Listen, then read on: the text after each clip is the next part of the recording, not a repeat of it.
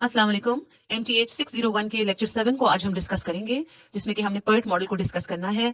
Channel को please subscribe कर दीजिए, वीडियो अच्छी लगे तो इसको लाइक कर दीजिए और शेयर कर दीजिए, और बेल का आइकन प्लीज जरूर प्रेस कर दीजिए ताकि आपको आने वाली वीडियोस की नोटिफिकेशंस वेल इन टाइम मिलती रहे। Thank you. तो अब हम प्रोसीड करते हैं अपने टॉपिक की तरफ। कल के लेक्चर में हमने डिस्कस किया था क्रिटिकल पाथ मेथड, CPM, और हमने देखा था कि CPM क्या चीज है। वो एक डिटर्मिनिस्टिक टेक्निक थी, वो एक एक्टिविटी ओरिएंटेड आपके पास एक टेक्निक थी। आज हम बात करेंगे PERT मॉडल की। PERT जो है ये एक इवेंट ओरिएंटेड टेक्निक है और इसमें अनसर्टेनिटी का बहुत ज्यादा अमल दखल है, इसलिए हम इसको प्रोबेबिलिस्टिक टेक्निक्स भी कहते हैं। यानी कि प्रोबेबिलिटी के ऊपर इसमें डिसीजंस लिए जाते हैं, एस्टिमेशंस की जाती है, और जहां पे भी हमारे पास चीजें फिक्स्ड ना हो, इवेंट्स फिक्स्ड ना हो, वहां पे हम PERT मॉडल को यूज करते हैं OR प्रोसेस को कैलकुलेट करने के लिए। This is a probabilistic technique. अब पिछले लेक्चर में हमने देखा था कि जब हमने क्रिटिकल पाथ फाइंड आउट किया था तो हमें हर एक्टिविटी की ड्यूरेशन गिवन थी कि ये एक्टिविटी जो है ये इतना टाइम लेगी, ये इसके बाद फिनिश हो जाएगी और फिर नेक्स्ट एक्टिविटी स्टार्ट होगी। जहां पे हमें प्रोजेक्ट के अंदर एक्टिविटीज की ड्यूरेशंस गिवन ना हो और उसको हमने एस्टिमेट करना हो, तो हम PERT मॉडल यूज करते हैं। बेसिकली हम इसको यूज करते हैं टू कैलकुलेट और estimate the duration if the duration of the activities are not given. और ज्यादातर इसका यूज जो है वो एरोस्पेस इंडस्ट्रीज के अंदर है, और इसको पर्टिकुलरली रिसर्च और डेवलपमेंट के प्रोग्राम्स में ज्यादा यूज किया जाता है। और ये चीज मैंने पहले भी बहुत दफा बताई हुई है कि PERT का नाम आते ही आपके जहन में अनसर्टेनिटी का कॉन्सेप्ट आ जाना चाहिए कि इसमें कोई चीज भी फिक्स्ड और सर्टन नहीं है। तो PERT डील करता है अनसर्टन एलिमेंट्स और कंडीशन को, और आज हम देखेंगे कि PERT की कैलकुलेशंस हमने किस तरह करनी है। अब चूंकि PERT के अंदर टाइम जो है वो आपका फिक्स्ड नहीं है, आपको ड्यूरेशन गिवन नहीं है, तो टाइम इसका मतलब है कि वेरी करेगा, चेंज होगा। तो इसीलिए एक्टिविटी टाइम जो है PERT मॉडल के अंदर वो एक रैंडम वेरिएबल है, यानी कि वो वेरी करता है और वो कोई भी वैल्यू जो है उसको ले सकता है। अब इस PERT मॉडल के अंदर जैसे हमने CPM मेथड के अंदर टाइम्स पढ़े थे, अर्लीस्ट टाइम, लेटेस्ट टाइम, उस तरह PERT मॉडल के अंदर भी टाइम की एक एक्टिविटी है, जिसके लिए 3 तरह के टाइम मोस्ट इंपॉर्टेंट हैं, जिनको हम डिटेल से स्टडी करेंगे और वही फॉर्मूले में यूज होंगे। PERT का बेसिक फॉर्मूला जो है जिससे हम कैलकुलेशन करते हैं, इसमें सबसे पहले है TM, जिसे हम मोस्ट लाइकली टाइम बोलते हैं। मोस्ट लाइकली टाइम आपके पास क्या चीज है कि जब आपने एक प्रोजेक्ट को प्लान किया है, तो उस प्रोजेक्ट का जो भी सुपरवाइजर है, इंचार्ज है, हेड इंजीनियर है, उस प्रोजेक्ट को डील करने वाला है, उससे आप पूछेंगे कि जी ये प्रोजेक्ट आपके ख्याल में कितना टाइम लेगा। वो एक नॉर्मल कंडीशंस को जहन में रखते हुए, अनसर्टेनिटीज के अलावा नॉर्मल कंडीशंस को जहन में रखते हुए आपको बताएगा। सपोज आपने एक बिल्डिंग बनवानी है, तो आप उसका जो भी इंजीनियर है या ठेकेदार है, आप उससे टाइम स्पैन लेंगे कि मुझे एस्टिमेट दे दीजिए कि आप कितनी देर में इस बिल्डिंग का काम फिनिश कर लेंगे। वो आपको सीक्वेंस बाय सीक्वेंस तो नहीं बताएगा कि जी इतनी देर में मैं स्ट्रक्चर खड़ा करूंगा, फिर मैं उसके ऊपर प्लास्टर होगा, फिर उसके बाद पेंट होगा। वो आपको एक टोटल टाइम ड्यूरेशन देगा कि जी मौसम ठीक रहा, हालात फेवरेबल रहे, तो मैं इसके लिए 3 महीने लूंगा या 4 महीने लूंगा। ये एक नॉर्मल डिसीजन है जो वो अपने एक्सपीरियंस की बेस पे आपको देगा कि जी मैं पहले भी ऐसे प्रोजेक्ट बहुत सारे कर चुका हूँ, नॉर्मली ये इतना ही टाइम लेते हैं। तो उस टाइम को जो एस्टिमेट को वो आपको देगा उसको हम मोस्ट लाइकली टाइम बोलते हैं, जिसको हम TM से डिनोट करते हैं। दूसरी चीज जो है आपके पास वो है पेसिमिस्टिक टाइम, TP से हम इसको डिनोट करते हैं। और पेसिमिस्टिक टाइम एस्टिमेट क्या है? This is the best guess, ये एक गेस है ऑफ द मैक्सिमम टाइम, उस टाइम का कि ज्यादा से ज्यादा ये प्रोजेक्ट कितना टाइम ले सकता है, उसका ये एक गेस है। ये सारे गेस करदा टाइम है, क्योंकि हमने भी पढ़ा कि PERT मॉडल आपको फिक्स्ड वैल्यू नहीं देता, अनसर्टेनिटी है। आप बात एस्टिमेशन और प्रोबेबिलिटी की बुनियाद पे करते हैं। तो ये एक बेस्ट गेस है जो आपको मैक्सिमम टाइम बताता है जो उस एक्टिविटी या प्रोजेक्ट को परफॉर्म करने के लिए चाहिए हो, under the most adverse circumstances. Adverse का मतलब क्या है? अनफेवरेबल, यानी वो सर्कमस्टांसेस, हालात जो नॉर्मल नहीं है, नॉर्मल कंडीशंस नहीं है, वो आपके लिए फेवरेबल नहीं है, जिसे आप मुश्किल हालात भी कहते हैं। उनको जहन में रखते हुए अगर आप सीन आपको लेते हैं कि जी ये प्रोजेक्ट जो है अगर इसमें कुछ गड़बड़ भी आ गई, हालात बदल भी गए, कुछ मसला भी आ गया, उन कंडीशंस को देखते हुए भी मैं एक गेस देता हूं कि जी मैक्सिमम टाइम इसको इतना लग जाएगा। तो this time is called pessimistic time. Pessimistic time जो है उसको हम TP से डिनोट करते हैं। अब अनफेवरेबल या एडवर्स सर्कमस्टांसेस क्या हो सकते हैं? वो कुछ भी हो सकते हैं। इन्होंने यहाँ पे 3 डिस्कस किए हैं। Supply of material not in time, कई दफा मटेरियल टाइम पे नहीं बनता, जैसे स्ट्राइक्स हो जाती हैं, ये ईंटों के भट्टे वाले स्ट्राइक कर देते हैं, आपको ईंटें टाइम पे नहीं पहुंचती, ऑब्वियसली आपका प्रोजेक्ट वहां पे स्टॉप करना पड़ेगा आपको। Similarly non cooperation from the workers, workers कई दफा हड़ताल पे चले जाते हैं कि जी हमारी वेजेस इंक्रीज करें, या कोई भी इश्यूज हो सकते हैं। तीसरी चीज, पेंडेमिक जिस तरह आ गई थी आपके सामने, ये कोविड की वजह से सारा कुछ बंद रहा है, सारे प्रोजेक्ट्स जो हैं ये अनफेवरेबल कंडीशंस है ना, ये एडवर्स सर्कमस्टांसेस हैं। इसी तरह ट्रांसपोर्टेशन के अरेंजमेंट्स जो हैं वो भी कई दफा इफेक्टिव नहीं होते, इसमें वेदर कंडीशंस आ जाती हैं, आपको टाइमली वो मटेरियल नहीं पहुंच पाता। तो इस किस्म की अगर सर्कमस्टांसेस हो जाए तो उनको जहन में रखते हुए जो टाइम हम देते हैं, एक गेस देते हैं मैक्सिमम टाइम का, उसको हम पेसिमिस्टिक टाइम बोलते हैं। तो pessimistic time is the longest time the activity would required, यानी ज्यादा से ज्यादा अगर हालात खराब भी हो जाए तो जो टाइम एक एक्टिविटी लेगी उसको हम पेसिमिस्टिक टाइम बोलेंगे, और उसको हम TP से डिनोट करते हैं। ठीक हो गया जी। अब इसके अलावा तीसरी चीज, जो तीसरा टाइम है, that is optimistic time, TO से जिसको डिनोट करते हैं हम। वो क्या चीज है? Optimistic time is the smallest time estimate, यानी ऑप्टिमिस्टिक होके आप एक एस्टिमेट लगा रहे हैं कि कम से कम मुद्दत क्या है जिसमें मैं ये प्रोजेक्ट जो है ये कंप्लीट कर लूंगा।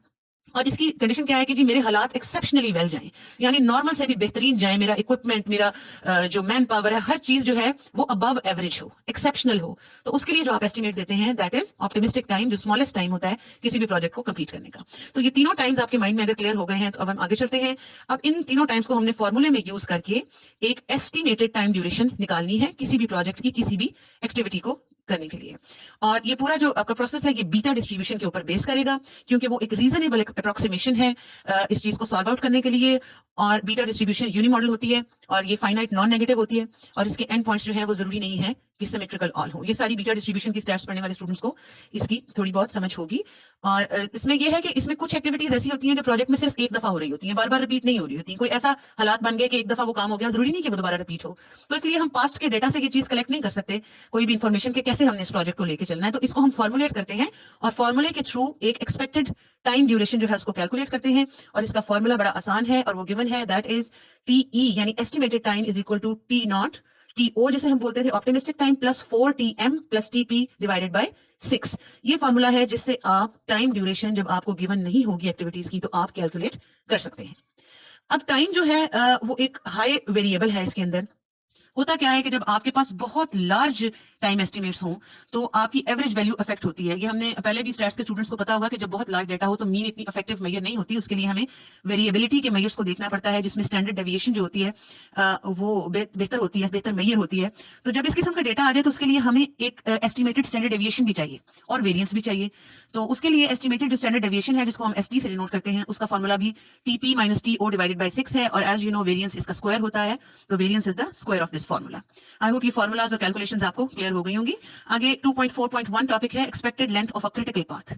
अब इसके अंदर पर्ट के अंदर भी हमने देखना है कि क्रिटिकल पाथ क्या है। प्रोजेक्ट तो इसमें भी एक्टिविटी बाय एक्टिविटी चल रहा है ना, बेशक अनसर्टेनिटी आ रही है लेकिन एक एक्टिविटी खत्म होगी तो अगली एक्टिविटी शुरू होगी।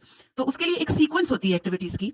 The expected length of a sequence of independent activities is simply the sum of their separate expected lengths. यानी जो अलग-अलग आपने उनकी एक्सपेक्टेड लेंथ या उनका टाइम निकाला है उन सबका सम करेंगे तो आपके पास पूरे प्रोजेक्ट की एक एक्सपेक्टेड लेंथ आ जाएगी। और इसको हम टीई से डिनोट करते हैं और इसी से हम क्रिटिकल पाथ भी इसका निकालते हैं। सिमिलरली वेरिएंस जो है वो भी सारे अलग-अलग जो इंडिविजुअल एक्टिविटीज हैं उनके वेरिएंसेस को जब आप सम करेंगे तो आपके पास टोटल वेरिएंस आ जाएगा पूरे प्रोजेक्ट का। यहाँ पे एक एग्जांपल दी हुई है, इसमें आपको एक डायग्राम बना के दी हुई है। अभी आप इसमें देख सकते हैं कि 1 से लेके 2 एक्टिविटी तक आपके पास तीनों चीजें गिवन है, 1, 1 एंड 7। इसमें पहली चीज जो है वो आपका ऑप्टिमिस्टिक टाइम होता है टीओ, दूसरी चीज दूसरा कंपोनेंट जो है वो टीएम है यानी मोस्ट पॉसिबल टाइम, और तीसरी चीज जो है वो टीपी है यानी कि एक्सपेक्टेड टाइम।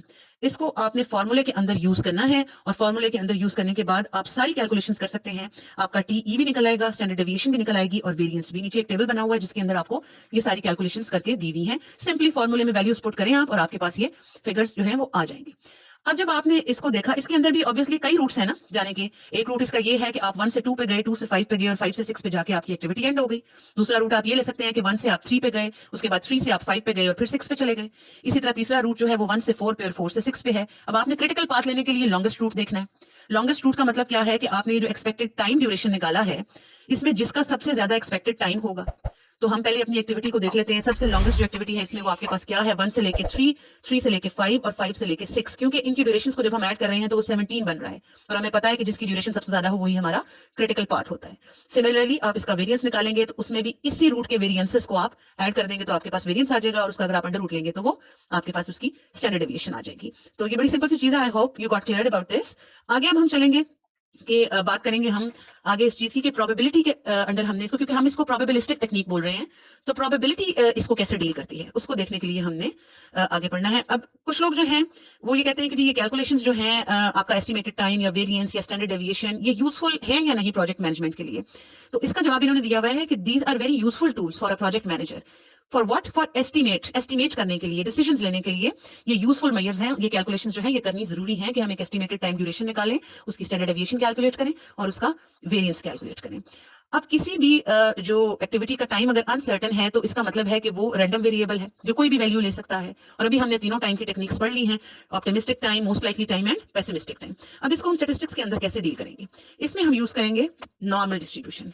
ये चीज आपने जहन में रखनी है कि अभी हमने क्रिटिकल पाथ मेथड को पढ़ा था तो उसके अंदर हमने ये पर्ट मॉडल को जब हमने शुरू किया था तो हमने कहा था कि जी बीटा डिस्ट्रीब्यूशन पे बेस करता है जब आप पर्ट मॉडल बनाते हैं। इसको हम एज ए नॉर्मल डिस्ट्रीब्यूशन भी देखते हैं कि नॉर्मल डिस्ट्रीब्यूशन में ये कैसे डील करता है। नॉर्मल डिस्ट्रीब्यूशन स्टैट्स वाले स्टूडेंट्स को अच्छी तरह आइडिया होगा और थोड़ा बहुत मैथ्स वाले भी जानते ही होंगे कि नॉर्मल कर्व होता है, एक बेल शेप सिमेट्रिकल कर्व होता है, total area under the curve is 1 होता है, 50% आपका right side of the curve होता है और 50% left side of the curve होता है। अब इसमें एक स्टैंडर्डाइज वेरिएबल भी हमने पढ़ा था, z is equal to x minus mu over sigma वाला फॉर्मूला आप सबके जहन में होगा। तकरीबन उसी चीज को यूज करते हुए यहाँ पे हम इस चीज के अंदर नॉर्मल डिस्ट्रीब्यूशन को यूज करेंगे। ये फॉर्मूला यहाँ पे आपके पास कुछ इस तरह से हो जाएगा, z is equal to T minus T E, यानी जो एस्टिमेटेड टाइम है डिवाइडेड बाय सिग्मा। इसको हम एक एग्जांपल के थ्रू देखते हैं। आपको ये एक एग्जांपल दी हुई है, इसमें उन्होंने आपको प्रोजेक्ट लेंथ जो है वो दी हुई है 17 और इसको हम आप देख सकते हैं ये कैलकुलेट हुई है। फॉर्मूले के अंदर आप सिग्मा भी आपको दिया हुआ है, उन्होंने 3 डेज सिग्मा दिया हुआ है और प्रोजेक्ट लेंथ जो है वो 17 है। इसको आप फॉर्मूले में लगा दीजिए, टोटल जो है वो आपके पास 20 डेज है।